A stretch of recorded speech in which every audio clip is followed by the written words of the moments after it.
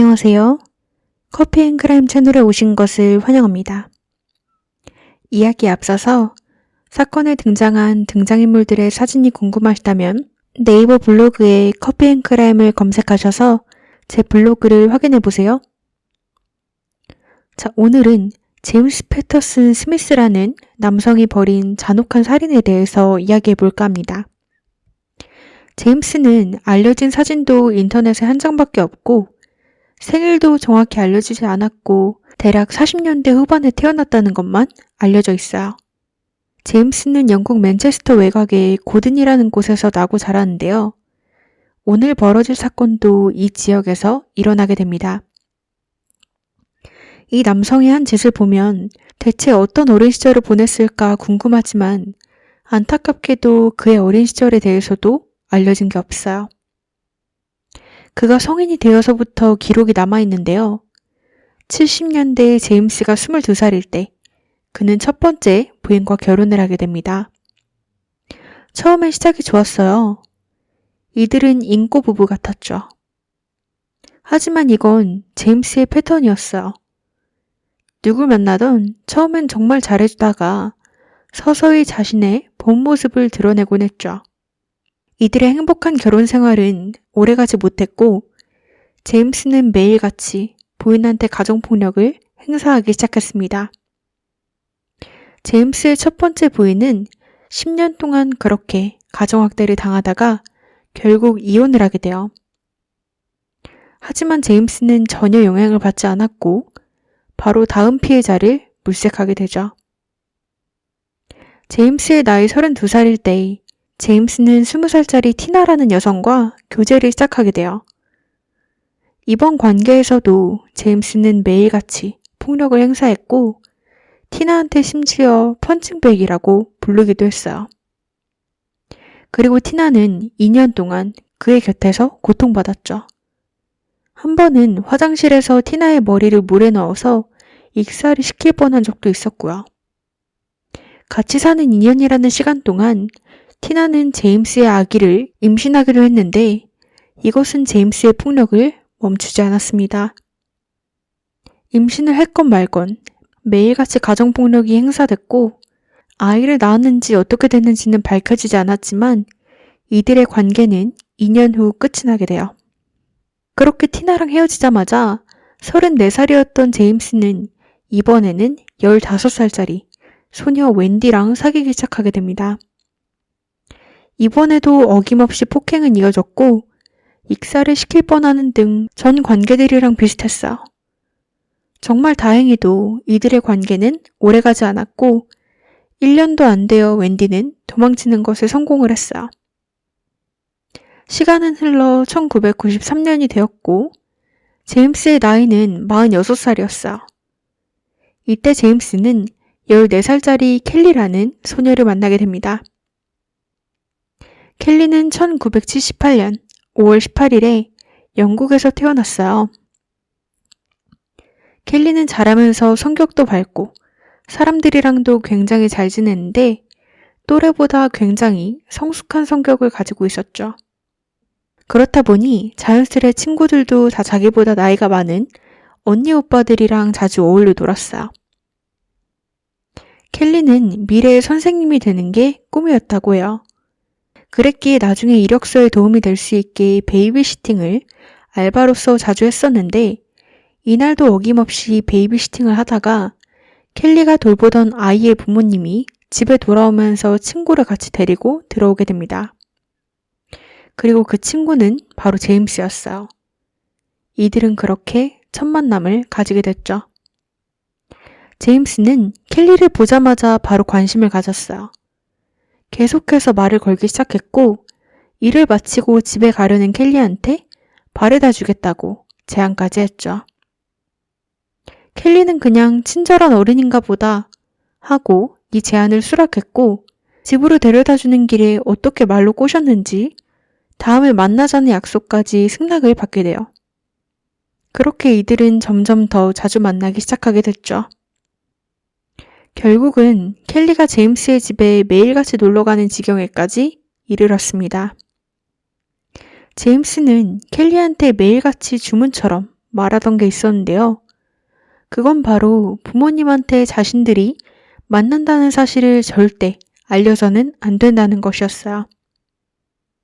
하지만 켈리의 부모님은 켈리가 집에 붙어 있는 날도 없고 외출이 더 잦아지다 보니 켈리가 밖에서 뭘 하고 다니는지 궁금해지기 시작했어요. 켈리는 부모님의 질문에 같은 학교에 다니는 남자친구인 데이브 스미스를 만나러 간다고 거짓말을 하기 시작했어요. 물론 데이브 스미스라는 소녀는 없었어요. 제임스 스미스라는 아저씨만 있었죠. 켈리의 부모님은 켈리가 거짓말을 하는 성격이 아니었기 때문에 켈리의 말을 믿었고, 제임스는 대담해져서 켈리의 집에 대놓고 전화를 하며 14살짜리 소년인 척을 하고 여자친구 켈리를 바꿔달라고 부모님이랑 통화를 하기 시작했습니다. 제임스는 너무 영악해서 영국 법 또한 잘 알고 있었어요.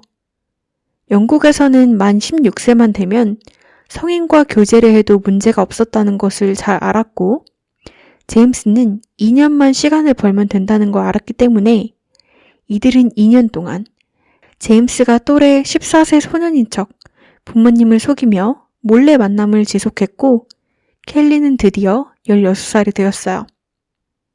켈리는 자신의 부모님한테 데이브를 소개시켜주고 싶다고 말을 하게 됩니다. 부모님은 당연히 신났어요. 말로만 듣던 딸의 남자친구를 드디어 만날 수 있었으니까요. 부모님들은 바로 승낙을 했습니다. 그렇게 켈리가 제임스를 데리고 자신의 집으로 갔던 그날, 켈리의 부모님은 아직 귀가를 하지 않은 상태였어. 제임스랑 켈리는 집을 돌아다니면서 구경을 하고 부모님을 기다리기 시작했죠. 그러다가 아래층에서 문이 열리는 소리가 났고 켈리는 바로 부모님을 맞으러 달려가게 됩니다. 제임스는 천천히 아래층으로 내려오고 있었죠. 켈리의 부모님은 제임스를 보자마자 얼음이 되었다고 해요. 자신들이 상상했던 소년의 모습이 아니었기에 당연히 놀랄만도 하죠. 제임스는 당시 48살이었어요. 켈리의 부모님의 심경이 어땠을까요? 제임스는 켈리의 부모님한테 다가가서 안녕하세요, 제가 데이브예요 라고 인사를 건넸고, 켈리의 부모님은 바로 당신 몇 살이냐고 물어봤다고 합니다. 제임스는 자신이 32살이라고 답을 했죠. 켈리의 엄마는 당시를 회상하며 당시 제임스를 처음 봤을 때 바로 부엌으로 가 칼을 가지고 찌르고 싶었다고 답을 했어요. 이런 늙은이가 자신의 어리고 순진한 딸을 이용해서 연인 행세를 한다는 게 너무 화가 났죠. 그렇게 제임스가 떠나자마자 켈리의 부모님은 켈리랑 대화를 하게 돼요. 대체 무슨 생각을 하는 거냐고. 저 남자는 너보다 나이가 2배는 더 많다고 했죠. 켈리는 동의하지 않았어요.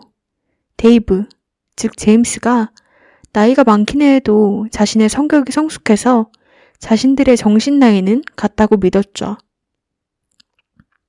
부모님한테 제임스를 보여준 켈리는 이제 대놓고 더 자주 외출을 하고 제임스의 집에서 시간을 보내곤 했어요. 부모님은 계속 꾸짖으면 딸이 자신들한테서 멀어져서 제임스에게로 가 더 많은 시간을 보낼까봐 걱정이 됐고, 그렇다고 손 놓고 이 관계만을 지켜볼 수는 없었기 때문에 이들은 어떻게 하면 좋을까 생각을 하다가 제임스에 대해서 자신들이 더 자세히 알아봐야겠다고 판단을 하게 됩니다.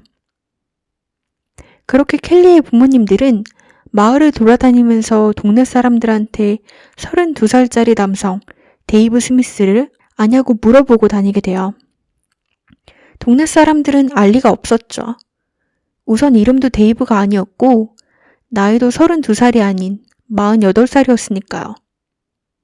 얼마 지나지 않아 어떻게 알게 됐는지 모르겠지만 켈리의 부모님은 모든 사실을 알아내게 됩니다. 그리고 제임스가 심지어 켈리의 아빠인 토미보다도 1살이 더 많다는 사실까지 알게 되었어요. 그리고 사실 이들 관계에서 폭력이 오고 갔는지는 전에 밝혀진 게 없었지만 켈리가 16살이 되고 나서부터 법적으로 문제가 없어진 후부터 제임스는 대놓고 켈리를 조종하기 시작했어요. 사람들 앞에서 대놓고 켈리를 컨트롤하고 켈리가 어딜 가도 되고 가면 안 되는지도 정해줬고 그녀의 삶을 컨트롤하기 시작했죠. 켈리가 집에 있는지 확인하기 위해서 끊임없이 집에 전화해서 켈리의 위치를 확인하고 주말은 무조건 자신의 집에서 보내게 했어요. 그리고 무슨 이유에서였는지 모르겠지만 켈리는 무조건 빨래를 제임스의 집에서 해야 됐기 때문에 항상 빨아야 할 옷들을 제임스의 집으로 들고 가야 됐어요. 제임스는 다른 누구도 켈리의 옷을 빨게 냅둘 수 없었나 봐요. 그리고 일요일 저녁이 되면 제임스는 버스를 태워서 켈리를 집에 보내곤 했는데 버스 소요 시간과 버스 정류장에서 켈리의 집까지 걸어서 걸리는 시간까지 완벽히 파악을 하고 있었기 때문에 버스를 탄 시점부터 버스에 내려서 집에 도착한 시간까지 계산을 한 후에 켈리가 집에 도착하면 귀신같이 전화벨이 울렸다고 합니다. 켈리가 집에 들어갔나 확인을 하는 전화였죠. 켈리의 성격은 활발했고 옷도 화려한 색이 들어가 있는 옷을 입던 것을 좋아하던 그런 소녀였는데 켈리는 점점 옷도 단색으로 입고 웃음기도 없어지고 자신을 가꾸는 걸 멈췄어요. 머리도 빗지 않고 항상 후줄근하게 다녔죠. 켈리는 사실 제임스랑 헤어지려고 몇 번이나 시도를 했어요. 하지만 켈리랑 제임스의 전 여자친구들과의 차이점이 있었다면 그 전에는 제임스가 여자친구들이 떠나던 말던 신경을 안 쓰곤 했었는데 이번 켈리는 죽어도 놓아주지 않았어요. 켈리의 부모님은 정말 미칠 노릇이었죠. 그래서 켈리의 엄마 마가렛은 보다 못해 최후의 통첩을 내리게 됩니다. 자기 말을 듣고 제임스랑 헤어지고 가족이랑 같이 살던가 헤어지지 않을 거면 집을 떠나라고 했죠. 마가렛은 진심이 아니었지만 이렇게 강하게 말해야 켈리가 정신을 차릴 것 같았어요. 하지만 이건 통하지 않았습니다. 켈리는 여전히 부모님의 집에서 살았지만 집에 올 때마다 얼굴에 새로운 멍이 든 채 오기 시작했어요. 엄마는 대체 어떻게 된 거냐고 물었지만 길을 지나가다가 불량배들한테 공격을 당했다고 하는 등 거짓말을 하기 시작했습니다. 켈리의 얼굴에 대놓고 멍이 들게 때리는 걸 보면 제임스는 이제 대놓고 다른 사람들이 폭력을 행사하는 걸 알던 말던 신경 쓰지 않는다는 거였어요. 멍뿐만 아니라 물린 자국까지 있었죠. 하지만 켈리는 거짓말을 치며 제임스를 감싸고 돌았어요. 켈리의 부모님은 경찰, 사회복지사, 가정폭력센터 등등 할 수 있는 곳에 모조리 전화를 해서 도움을 요청했어요. 하지만 전화를 하는 곳마다 모두 켈리가 만 16세가 넘었기 때문에 켈리가 원하는 관계라면 자신들이 할 수 있는 게 없다고 거절을 했어요. 그리고 멍자국이나 물린 자국 등등은 켈리가 제임스가 아니라고 계속 주장했기 때문에 경찰이 할 수 있는 일도 없었고요. 1년이 지나 켈리는 만 17세가 되었고 고등학교를 졸업하고 대학에 입학을 했고 공장에서 새로운 알바도 하고 있었어요. 켈리는 부모님한테 자신이 학교를 마치고 공장 알바를 하는데 공장 일이 늦게 끝나서 집에 못 들어오는 날이 많을 거라고 했어요. 하지만 공장 일을 했는지 증거는 없었습니다. 제임스랑 시간을 더 보내기 위해서 부모님한테 거짓말을 했던 게 아닐까요? 켈리의 부모님은 다시 한번 이들의 관계를 막기 위해서 제임스의 집 주소를 찾아내서 그곳에 찾아가 문을 마구 두드리기 시작했습니다. 이들은 제임스가 무뚝뚝하게 응답을 하거나 싸울 것이라고 생각을 했는데 제임스는 웃으며 이들을 맞이했고 차를 마시러 들어오지 않겠냐고 오히려 이들을 반겨줬대요. 켈리의 부모님은 당황스러웠어요. 그리고 제임스의 집에서 자신들의 딸인 켈리 또한 발견하게 됩니다. 켈리는 소파에 앉아서 겁에 질린 표정이었고 눈에 초점도 없었대요. 그리고 이들은 거실 바닥에 있는 큰 구멍을 발견하게 되죠. 부모님은 바닥에 난 이 구멍이 뭐냐고 물었고 제임스는 인테리어 보수 공사 중이어서 그렇다고 핑계를 댔대요. 켈리의 부모님은 켈리한테 집에 가자고 애원을 했지만 켈리는 거절을 했고 그렇게 부모님은 켈리를 두고 집에 올 수밖에 없었어요. 그러던 1995년 11월 30일 켈리는 부모님에게 제임스랑 동거를 시작하겠다고 선포를 하게 돼요. 몇 달 후 비극적인 사건이 있을 줄은 모른 채 말이죠. 그리고 1996년 3월 이들이 같이 산 지는 3달밖에 안 됐는데도 상황은 많이 바뀌어 있었어요. 처음 동거를 시작했을 때 켈리는 부모님의 집에 방문을 할 수도 있었고 전화도 할 수 있었는데 3달 만에 부모님이랑 아예 연락을 못하게 제임스가 강하게 통제를 하기 시작했어요. 3월 10일이 마가렛이 켈리의 목소리를 마지막으로 듣게 된 날이었죠. 일주일 후인 3월 17일은 영국의 어머니의 날이었는데 마가렛은 이날 당연히 어머니의 날이니까 전화나 방문을 할 것이라고 기대를 하고 있었어요.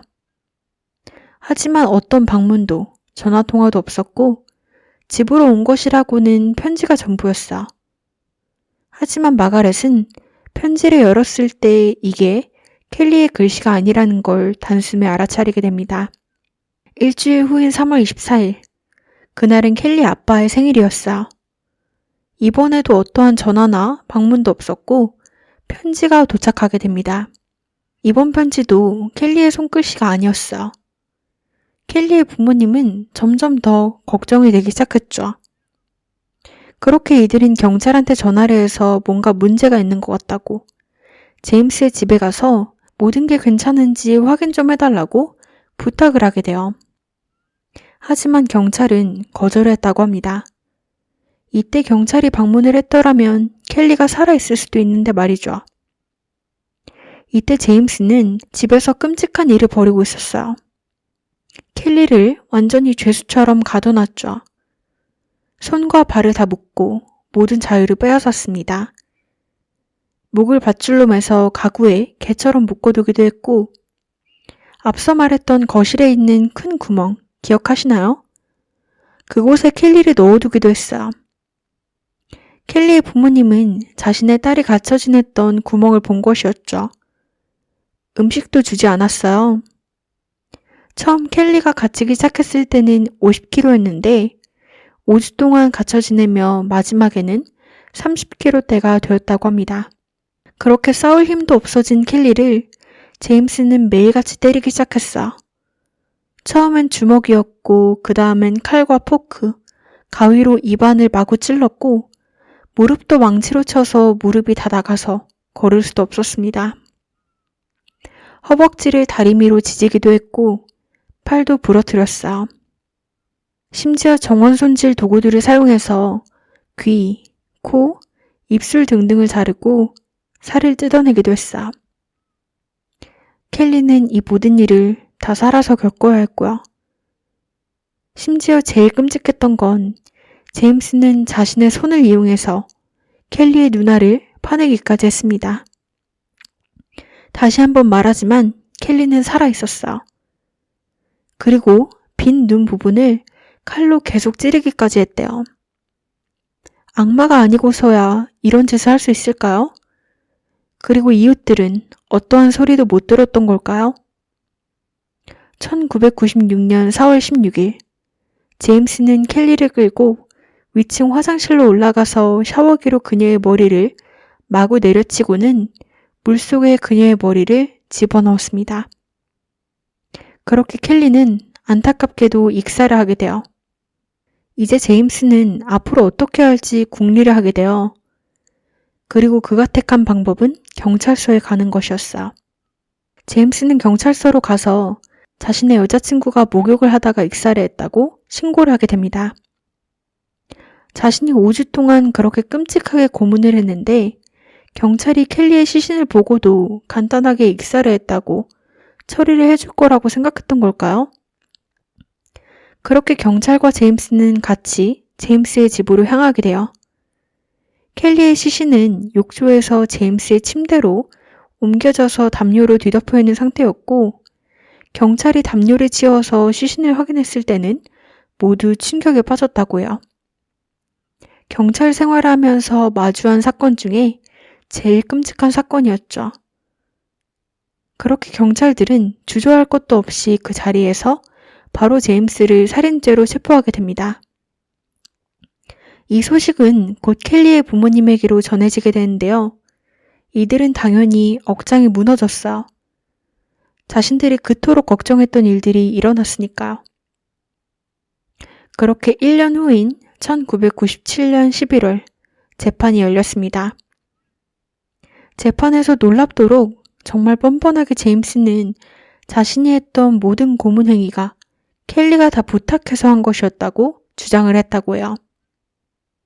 하지만 제임스의 전 여자친구들이 증인으로 나와서 제임스가 어떤 사람인지에 대해서 증언들을 했고 켈리의 시신 사진까지 증거물로 나왔기 때문에 제임스의 주장은 받아들여질 리가 없었어요. 그리고 켈리의 사진을 본 배심원들에게는 재판 후 심리상담 혜택이 주어졌는데 사진을 본 배심원 모두 전원, 자진해서 심리상담을 받았다고 합니다. 결과로 제임스는 최소 20년 후 가석방이 가능한 무기징역을 선고받게 되었어요. 제가 출소되었다는 기사를 찾아보긴 했는데 기사가 없기 때문에 현재 제임스는 아직도 수감 중인 것 같아요. 그리고 그는 지금까지도 왜 켈리한테 이런 끔찍한 짓을 한 건지 이유를 밝히지 않았고 유가족에게 사과를 한 적도 한 번도 없다고 합니다. 그는 대체 이런 짓을 왜 벌인 걸까요? 여러분들의 의견 댓글로 많이 남겨주세요.